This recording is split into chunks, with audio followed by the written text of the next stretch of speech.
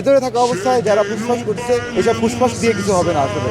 দেখেন, বাংলাদেশে তো আসলে কোনো করোনা মহামারীর মতো অন্য কোনো মহামারী চলছে না যে বাংলাদেশে লকডাউন থাকবে। আমি মন প্রাণ দিয়ে চাই আওয়ামী লীগ যেন 13 তারিখ রাস্তায় আসে, দেখি ওরা কিভাবে রাস্তায় আসে। শুধু আমি না, আমি বিশ্বাস করি বিপ্লবী ছাত্র জনতা সবাই থাকবে, হ্যাঁ, আওয়ামী লীগের পেছনে এবং সামনে, যেভাবে আওয়ামী লীগের মানে হাত পা ভাঙা দেওয়ার জন্য যত ব্যবস্থা করা যায়। আর ওদের এই সাহস কোথা থেকে আসে? ওরা আবার আওয়ামী লীগ হয়ে আওয়ামী লীগ ব্যানারে 13 তারিখ লকডাউনের ঘোষণা দেয়। এই যে ওরা এই যে 13 তারিখ লকডাউনের ঘোষণাটা দিছে, এইটাও ইন্টারিম সরকারের এক ধরনের ব্যর্থতা। ইন্টারিম সরকার যদি এতদিনে আওয়ামী লীগকে মানে যেভাবে জার্মানিতে নাৎসি পার্টি নিষিদ্ধ হয়েছিল, যেভাবে তারা ব্যান্ড হয়েছিল, আওয়ামী লীগকে যদি এতদিন এইভাবে প্রসেস, আওয়ামী লীগ তো রাজনৈতিক দল না, আওয়ামী লীগ তো রাজনৈতিক কর্মকাণ্ড করে নাই। ওরা যা করছে বিগত 16 বছর সব ছিল সন্ত্রাসী কর্মকাণ্ড।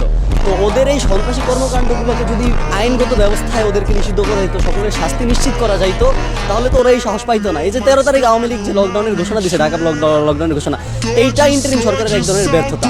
তবে ইন্টারিম সরকার ব্যর্থ হইলেও আমি মনে করি ছাত্র জনতা ব্যর্থ হবে না।